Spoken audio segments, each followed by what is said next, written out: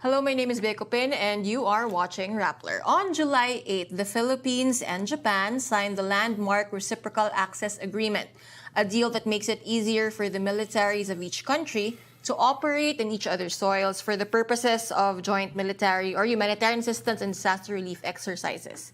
Ministers from both countries have hailed it as a landmark deal that brings the bilateral relationship to new, unprecedented heights. Japanese Foreign Minister Kamikawa Yoko and Defense Minister Kihara Minoru were in Manila on July 8 to meet with their Philippine counterparts, Foreign Secretary Enrique Manalo and Defense Secretary Gibo Chudoro Jr. for a 2+2 meeting as well. We've heard from government officials. Now let's hear from the analysts. Joining us today is Joshua Espeña. He's a lecturer at the Polytechnic University of the Philippines and is Vice President of the nonprofit policy research organization International Development and Security Cooperation. Welcome, Joshua. Thank you for your time. Thank you, Bea, for having me. It's a true pleasure being here. Okay, so yung RAA, a lot of things were happening yesterday in the morning, Malacanang, and then BGC for the 2+2 and the bilateral meetings. It's been called a landmark. Bakit nga ba landmark deal itong RAA? Bakit siya big deal for Japan and the Philippines? Well, I would say itong RAA, it's near close to, a formal alliance, but not formal alliance for the reason that it's a critical upgrade on the Philippine-Japan security partnership. You know what? If you're gonna commit to a partnership, we can talk about, exchanges, educational exchanges, things like that, forums. Pero nothing beats forward presence in certain part of the world, especially doon sa country na magkukumit ka, and that is yun nga, hindi lang ito one side na agreement, no? This is reciprocal access. So I would say whatever the Philippines needs in terms of upping the ante in defending its strategic interests in the maritime domain, that is the West Philippine Sea, but also in the entire Philippine archipelago, you need all the help you can get. Well, of course, Japan also has interests in this part of the world. Of course, if you take a step back on the historical trends of Japan, it's trying to improve its image, and it's successful. Right. They're not anymore the demons of this region as was in the Second World War. Yes, trust is quite high. Yeah. But the bigger question now is that are they the new guardian angels of the Indo-Pacific? Right. This new deal between these two countries is, if anything, is but a step forward towards that adage that I'm putting into play. Who will be the region's guardian angels? Okay. I don't want to put it as in a way that the Philippines is being protected by other countries. I want to put it in the framing that the Philippines and Japan are contributing to the international order. Right.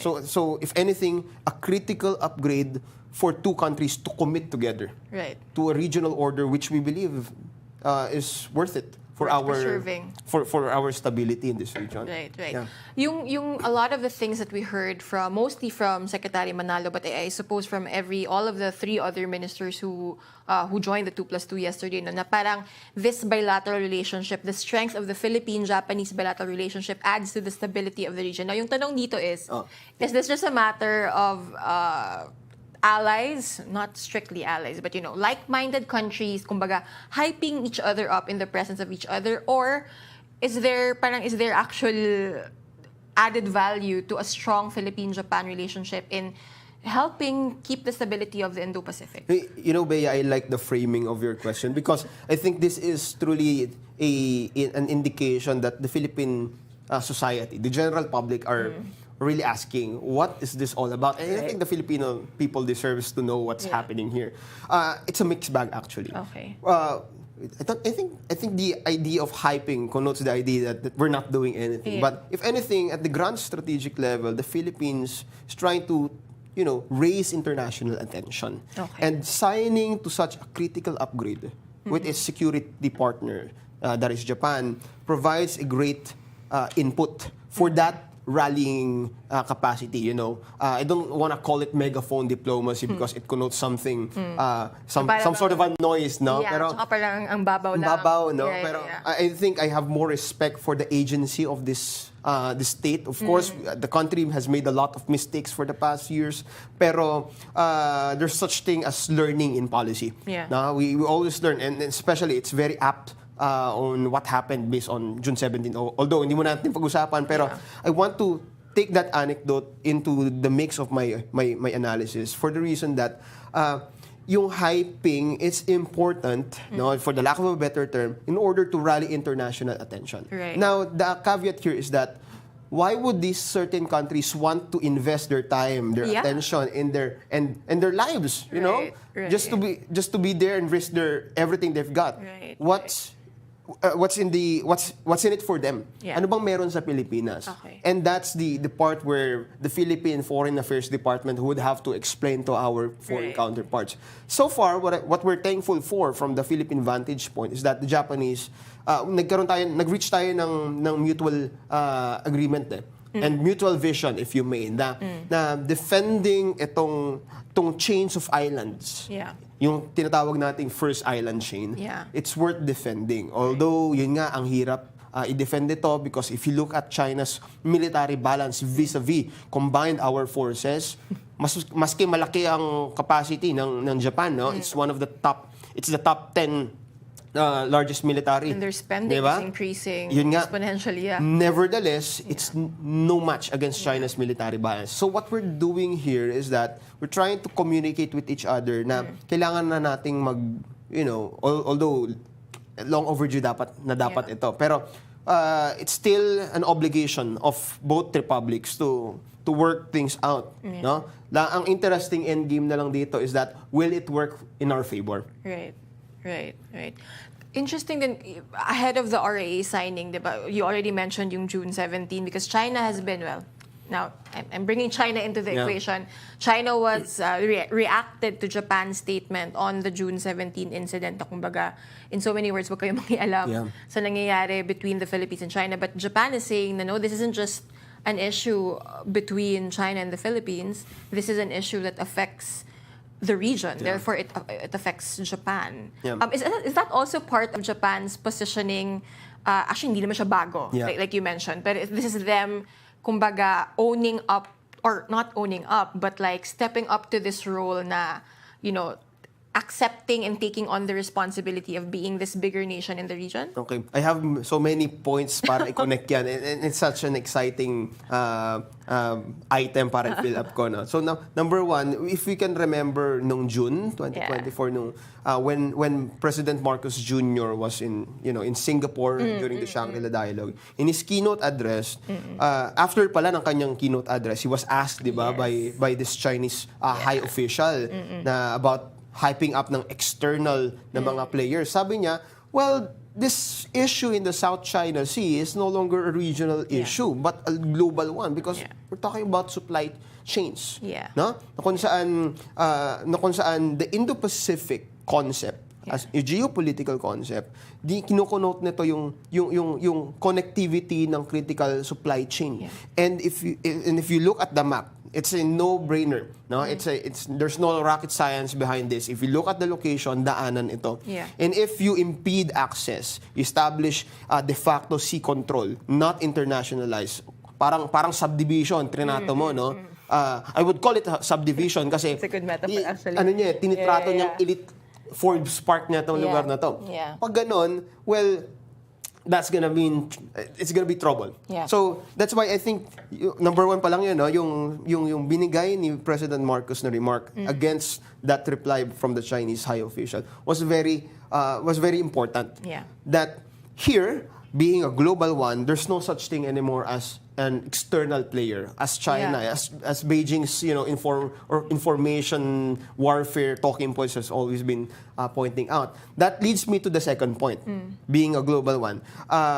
You happen to look at the several, from the State of Southeast Asia survey. If we happen to look at the data, the perception of the respondents, they prefer Japan. Sila ang top one choice na alternative from United States. Yeah. Yun nga yung sinasabi ko sa iyo na Japan was successful in reframing its image in the international order. So anong meaning nito? The Philippines is also sending a message to the Southeast Asian counterparts na kung saan, hey ASEAN, I brought in Japan. Di ba pag nagkakatiwalaan natin ito? So why don't you trust me doing this part? We are not, if anything, we're not, hindi tayo provocateur dito. Hindi tayo yung naghahanap ng gulo. Instead, we're trying to bring something as a form of balance. And balancing takes a lot of time, takes a lot of effort, and fortunately, takes a lot of money. No, money talks dito. No, you cannot say that you want to defend something that's worth it kung hindi ka willing mag-invest. No? So that said, ang nakikita natin dito is that yung South China Sea dispute na which we are in, unfortunately, amid an expansionist China, hindi na lang ito between the two. That's why if you look at the RAA, it's, if anything, I've always argue this, na isa pa lang to sa para siyang phase 1 pa lang na nangyayari, no? That's why number 1, ang implication nito, don't hype up the situation so much. That's the sorry remark that I've been hearing from those who gave a dissenting thoughts about RAA. They're not gonna bring in necessarily yung mga nuclear-powered submarines or whatever, no? Again, it's against our constitution, no? To stockpile any of these things, kahit na dadalihin pa lang ito ng ibang bansa. So, what I'm saying here is that, at the end of this all, baka pwedeng, you have to give the Philippines a chance to think about its theory of security, its theory of victory. No? When I say theory of victory, what does the Philippines want? That's another question that we have to criticize sa ating government, no, na what do we want to do once we defend? Okay, we imagine China is compelled na wag na misbehave. What's next? Right? So yung RAA, what we're hoping for is that it's just a means to an end. But the question is, what's the way forward? Right. It's the step 1. Well, I would argue may step pa na before that because like nabanggit mo nga na parang they've been a very consistent partner for the Philippines, the PCG for the most part. We I don't want to use the word owe, but we have Japan to thank for the upgrades of the PCG, the 44-meter vessels, the 97, 5 more are coming in. Tayo yung first recipient ng official security assistance. But connecting to what you said kanina, si Secretary Chodoro naman, I realized, or it stuck out to me na parang yesterday, he put a lot of emphasis not on, parang he didn't frame it as the RAA being this magical solution, but rather he emphasized the fact na now that it's signed, after it is ratified presumably by the Diet and by the Senate, parang, his exact words were, what's next is the work of building confidence between the Japan Self-Defense Force and then the Philippines. But maybe you could also walk us through na parang, yung naisip ko na metaphor dito is parang we are two friends. We have always been friends with Japan. Well, not always, but in recent history, we are very close friends with them. And now with the RAA, it's like, we can be roommates, we can be housemates of sorts. And it'll take some time to adjust to that new dynamic in the relationship, no?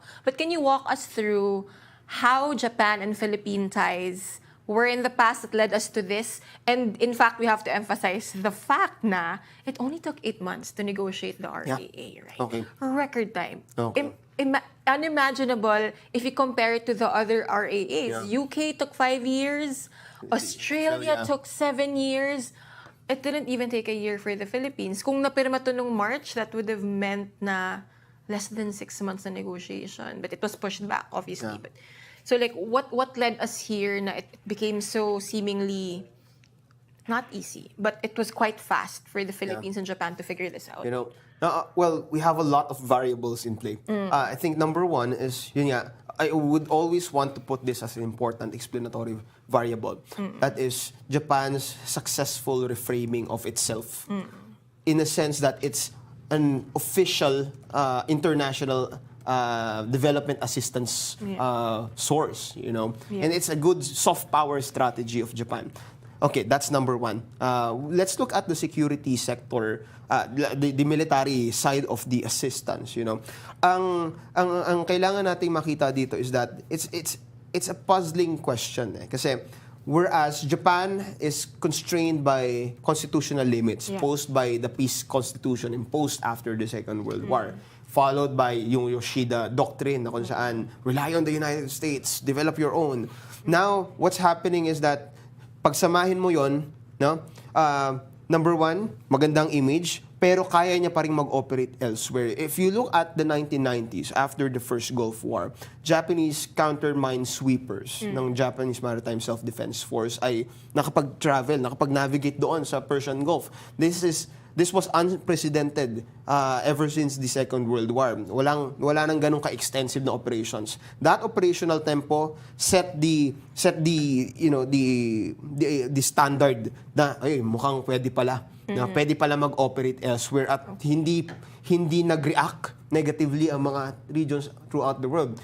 In a new strategic setting in the post-Cold War, especially you have the 9/11 crisis, you have global financial crisis, yung security and financial economic packages, Japan was so splendid that it was able to create such a package na by helping you, you're also doing a favor for us. Please accept our assistance because it scores a good job, and that puts a lot of positive sum game doing here. Ngayon, in regards to the Philippines, it's such a big issue of rectifying their errors in the Second World War. Hindi natin pwedeng tanggalin yung kwento na yon. It took a lot of decades just to reconcile both peoples. No? And ang nangyari, we have to put into play the variable of in 2010. In 2010, both countries are slowly realizing that we have been busy with many affairs, no? Na kung saan China was able to capitalize, or should I say, exploit exploit itong strategic vacuum na iniwan ng US especially. So Japan trying to be a good neighbor to everyone, the Philippines trying to find its place, to develop itself, now being constrained by China's expansionist aggression. No? Kung saan both countries, for the record, they don't have problems with China on other matters. It's just so happened that yung economic rise ng China has also correlated with their military rise, na kung saan meron palang political motive, na kung saan it was not charm offensive as the previous decades were yun yung debate dati. Now we're seeing the idea that ang 2010s has figured out, no, na we're in a new strategic reality na kung saan the United States ay may uncertain commitments, therefore China could exploit the situation. Japan and the Philippines are also looking for, their own destinies. Their own destinies. And now things are getting more complex kasi nagbabanggaan na tayo ng interest. It's just so happen na mas malakas ang material and political wherewithal ng China compared sa dalawa. Why do I say this? Japan at that time, when they discovered that China is rising, they're politically impeded because of their constitutional constraint. Their strategic culture has always been that pushing for human security, no, as a framing para magandang frame ang kanilang image. But it requires a new adjustment to this strategic reality. They have to, reinterpret their constitution. Thanks to the late Prime Minister Abe Shinzo, ang nangyari was that they were able to, reframe the constitutional limits na kung saan this is not just, this is not imperialist, expansive, offensive operations, but this is yung tinatawag nating, yung una, medyo subtle, HADR, ISR lamang, Intelligence, Surveillance, Reconnaissance capabilities. And then paunti-unti, nagsasenda ng mga mga logistical enablers, although delimited pa rin sa hindi pa rin kasama yung mga offensive capabilities. No? So, paunti-unting nag-a-adjust ng reality. On the other hand, the Philippines, you have the Philippines as a promising, sabi nila, a promising economy, rising, a promising, tiger someday. Right. Trying, especially during the time ng Pinoy, na economists would have the time to discuss on this one. Pero safe to say, ang Philippines ay looking outward na. Right. Na? Yes, we are trying to, yung time na yon, sinasarado na natin yung internal conflicts, di ba? So that said, we're looking outside. Pero anong nangyayari? As we try to tap something dito sa West Philippine Sea, no, especially, alam na noon pa na by 2027, ang teorya ay magdi-deplete ang Malampaya.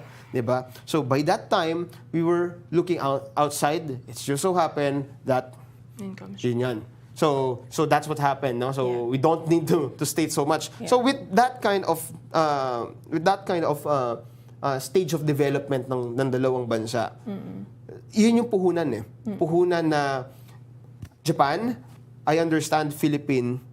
Japan understands Philippine concerns and interests, and that's vice versa.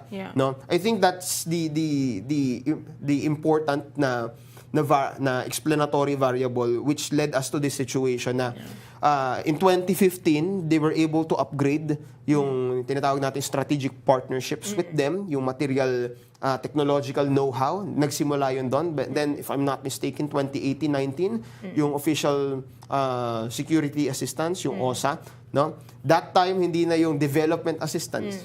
So yung package na donor ako is now being, thanks to China's rise, pwede nang i-package yung military side of things. And if I'm not mistaken, it's not just the Philippines. I think also Fiji was part of the list na mabibigyan ng donation. So now here we are in the 2020s. You have the Russian invasion of Ukraine. If you happen to review little bit years back, no, si Japan ang isa sa mga countries na nagbigay ng strong statements to rebuke itong Russian aggression. And isa sila sa mga nagsasabi na baka mag-spill over dito sa Asia. We don't want that. So, nagkaroon ng urgency.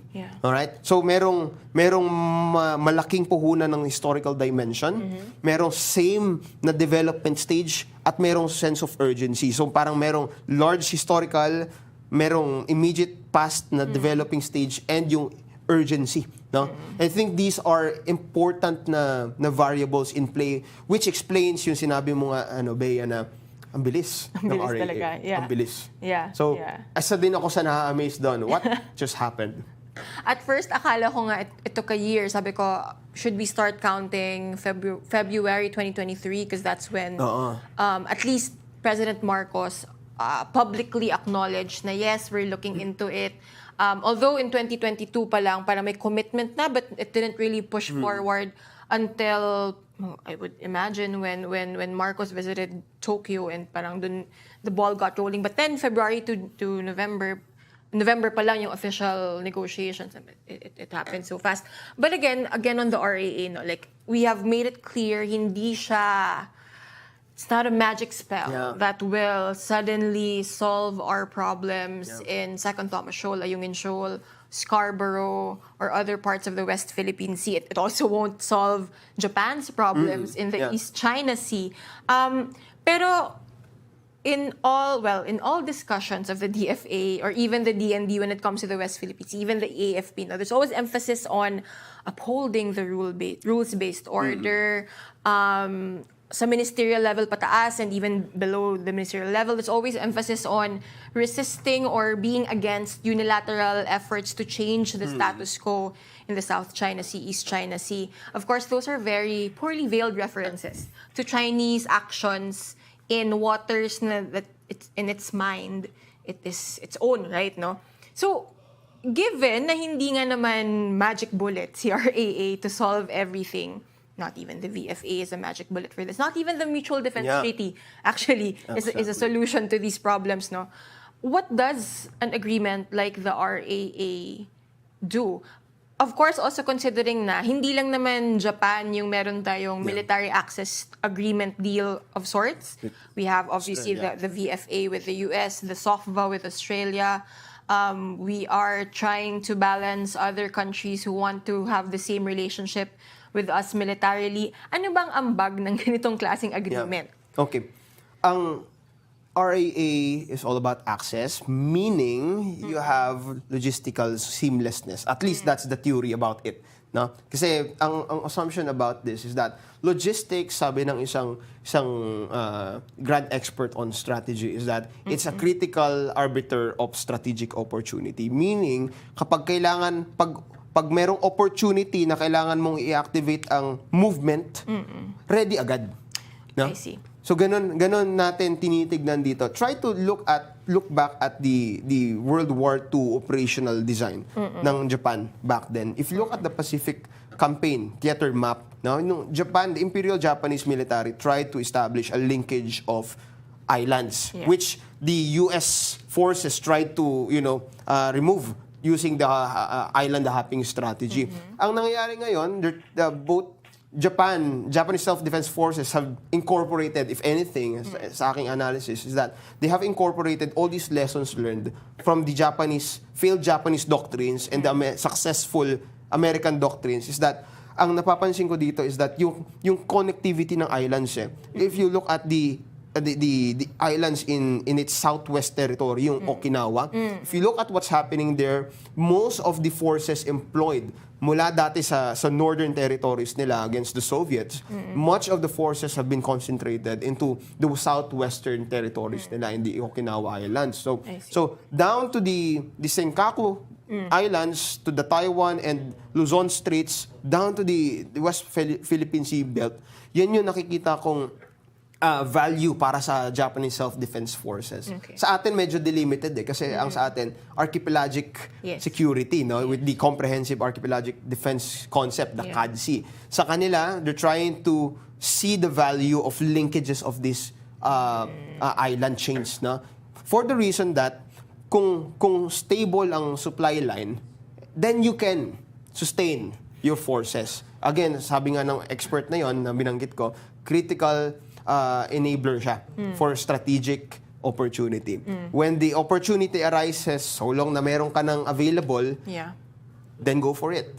So, anong implication na to? That opens a lot of options for our policymakers to choose their tools in troubleshooting problems of our world affairs. Right. No? Kasi ang problem... Current and future affairs, so to speak. No? So, yung problem kasi natin sa Philippines is that naging unfortunately, na-relegate sa smaller details ang debate on statecraft na dapat ang military hindi na natin gagamitin ever again kasi it contributes to bad. I think that's a premature argument. Para bang sinasabi mo, huwag ka na lang mag-preserve ng military.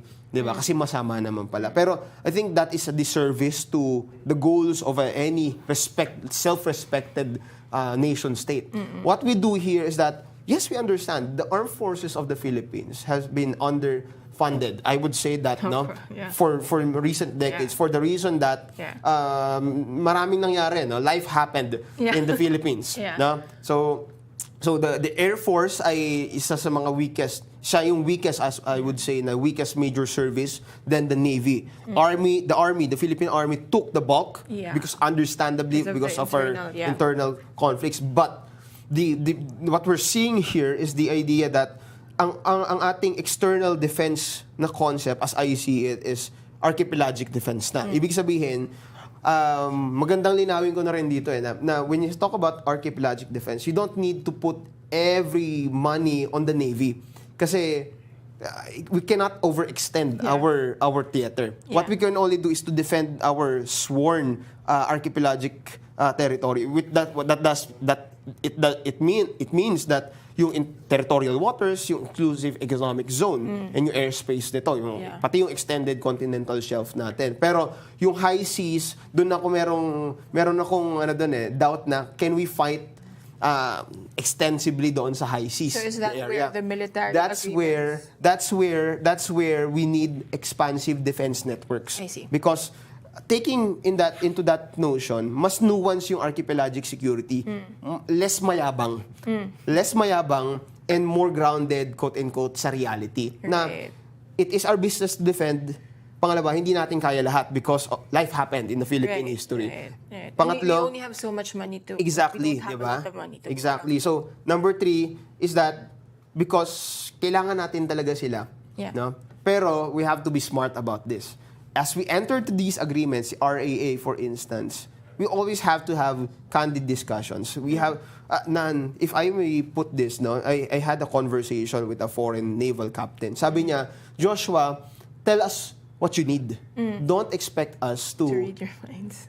Don't expect us to know what you need. Yeah. No? Kasi ang nagiging problem natin is that pag nag-usap na tayo, porke alam natin yung rules-based order, it means bibigay na nila ang sa tingin nilang appropriate sa atin. But yun nga ang problema eh. Dumating sila dito. We have been saying this. Natatakot yung mga tao that will this be the next Ukraine battleground? Ang ginagawa dapat natin dito is that when what's the reason why we are inviting them? Again, yung balik ako square one. Why are we internationalizing this?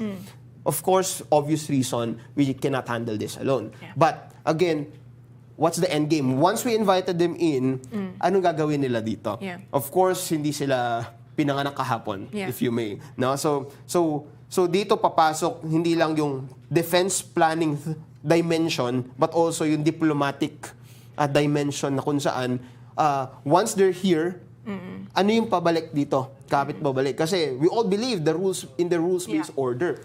We all have to contribute. Yeah. No? Eh, ang maganda sa nuance na to is that yung order contribution, ito yung sa mga big thesis ko right now, na what's happening here is things are all about order contribution. This is very much, pasensya na sa medyo scholarly, pero allow me to squeeze this a little bit. Iba to sa status, sa order preservation. Okay. I would say that is very United States. Yeah. Order revision, that is very China and Russia. Talagang bastusan sa international law and norms. Order contribution stands in the middle. Okay. It's revising, quote-unquote, pero hindi yung pagyurak sa international law, but contribution. It's By contribution, acknowledging that it's not perfect. it's not perfect. Yes, so it's that's not why perfect. we have to tweak it. Yeah.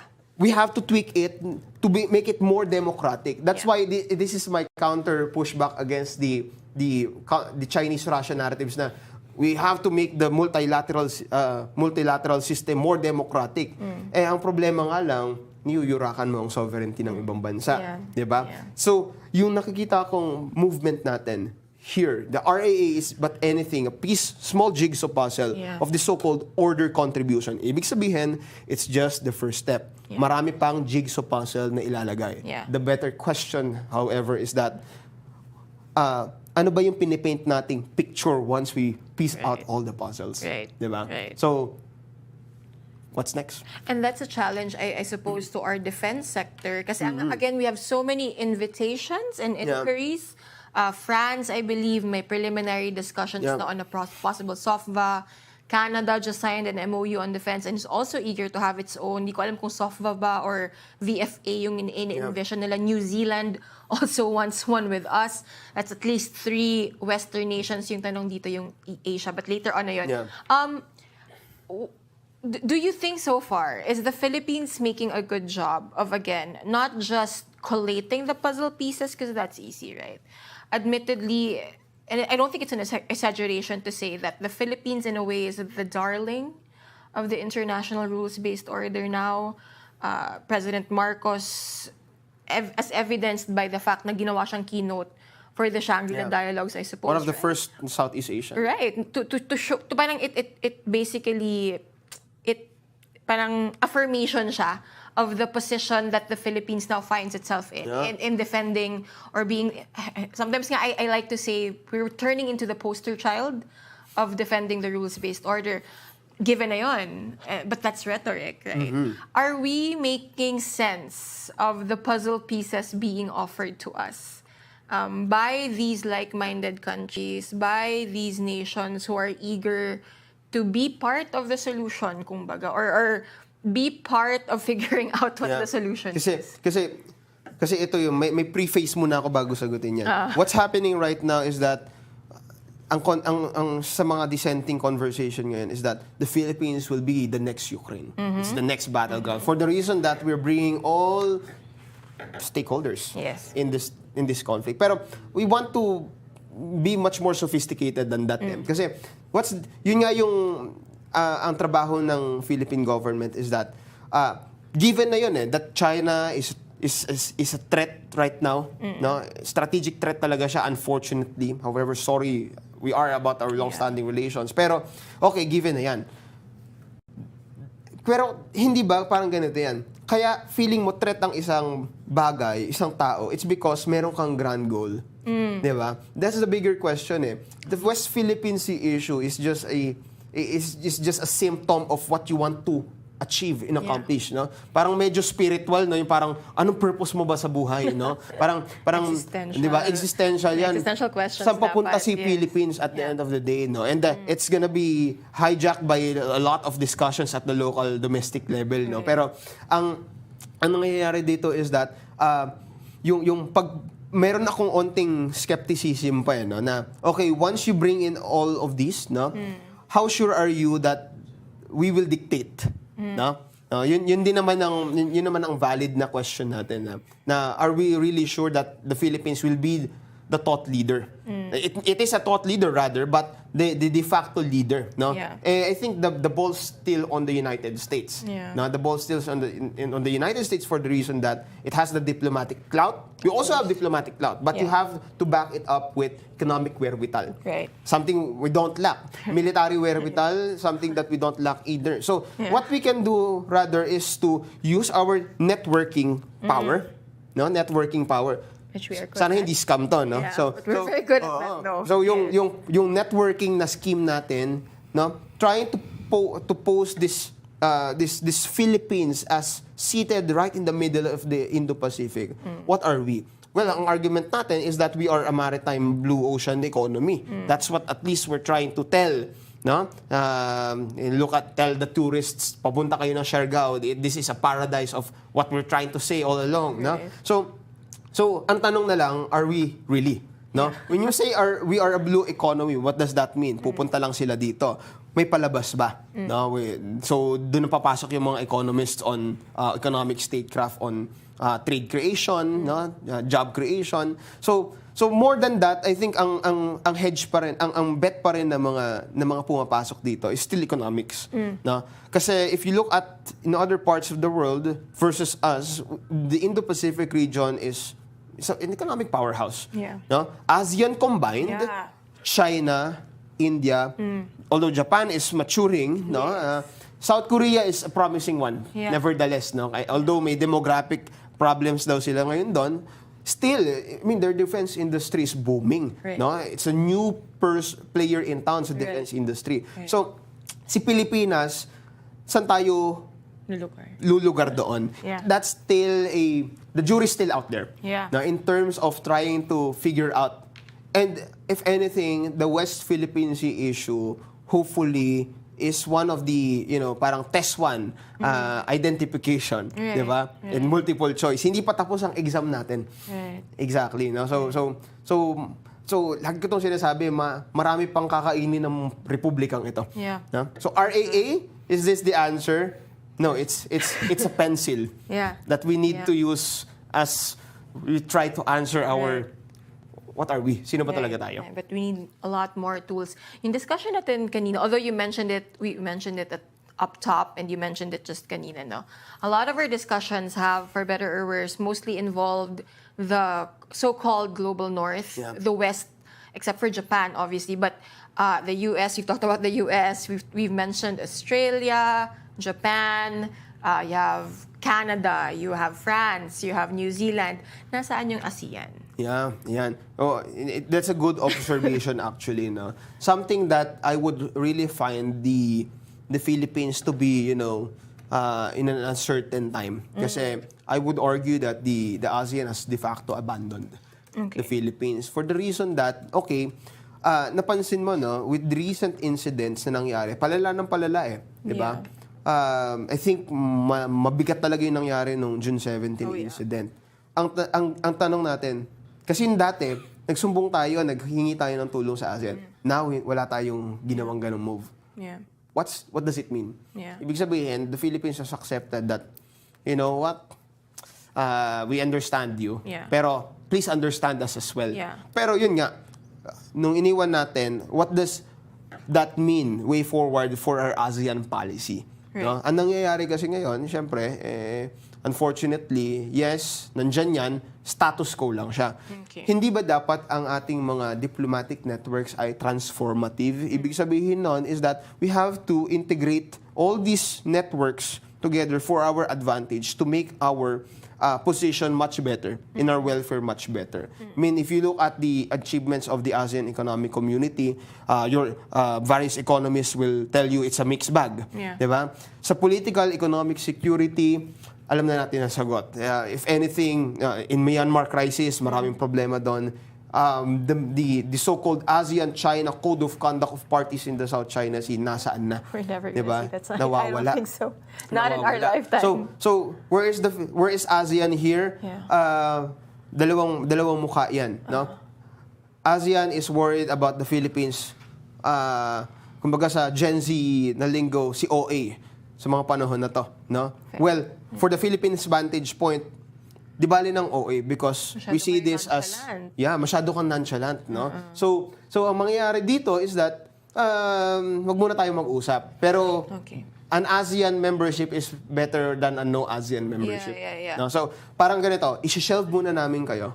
We'll shelve you for a moment, but perhaps under the right conditions later, you might be useful for us. So that's my question. Like how long can we parang put aside, because we do still adhere to ASEAN centrality. Yeah. I mean, that's always emphasized. Japan also emphasizes that. The US also emphasizes that.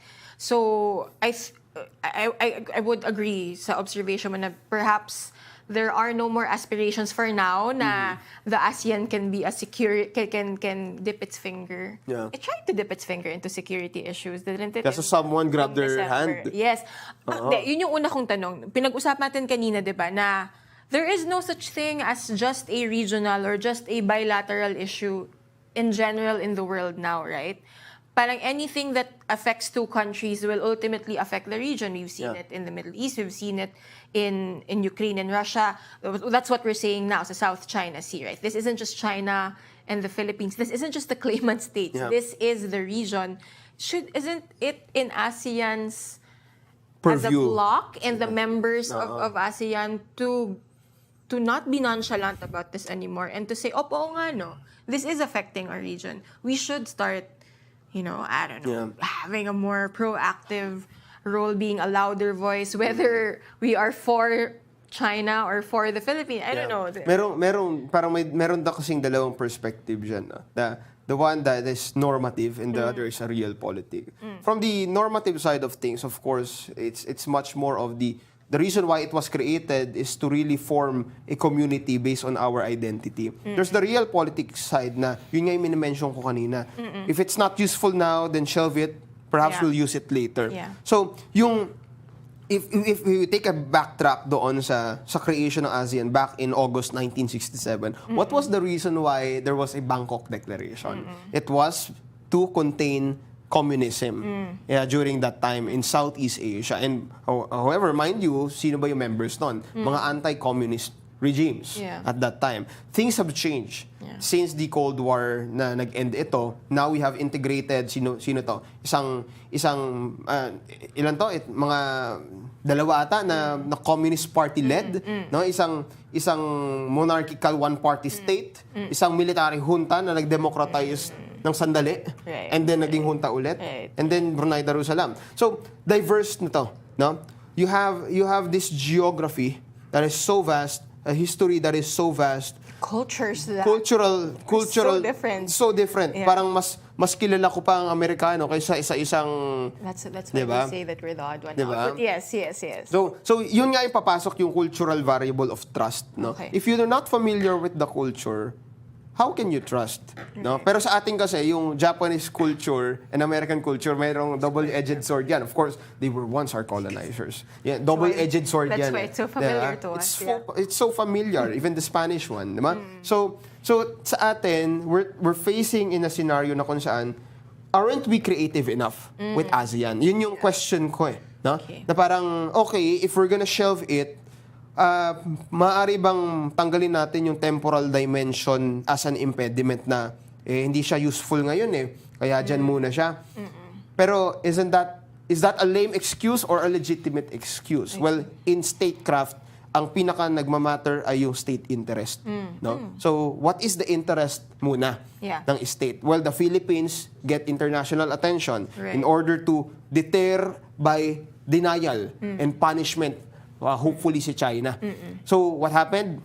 Hindi nangyari. 2012 communique, slap. 2016 communique, slap. COC, nasaan? Missing in action. So, where does that leave us? The Philippines has a limited wiggle room. No? So, it puts a lot of reality bites sa atin. Na kung saan, as much as possible, we want to sympathize with the global south, with our ASEAN. Pero, are you sympathizing with us? Right. Diba? So, So, how is the ASEAN identity relevant to my interest? Right. If we have one identity, then we have a mutual, symbiotic interest. Right. But is that what's happening? Right. So far, the elites of other Southeast Asian countries are busy muddling through, especially in a post-pandemic situation. Right. Yun nga yung sinasabi to bring it back to the RAA with Japan, yun yung sinasabi ni Secretary Manalo na there is a basic understanding which helped propel that. But I also have to note na, and I guess this is indicative of the Philippines, kumbaga, understanding that ASEAN is not the way to go, specifically for our woes in the South China Sea. That is why there are maritime agreements now with Vietnam and Brunei. It was packaged by President Marcos as a COC. It's not really a COC, but it's a code. But it's a bilateral code. I believe we are hoping to have one with Malaysia. We don't have one just yet. And the rhetoric of Malaysia doesn't seem to indicate that. We'll see if that'll happen anytime soon. If we'll have a maritime agreement with Malaysia as well. So, it's an interesting conversation. We started with hope with Japan, and we end now with, hindi naman dread, a reality check. A reality check, yeah. On the ASEAN region. Last question na lang about ASEAN. Is it nasa world of imagination ba for the bloc? Because there has been observations na yun nga, parang this was created to promote economic stability. No, you disagree with that?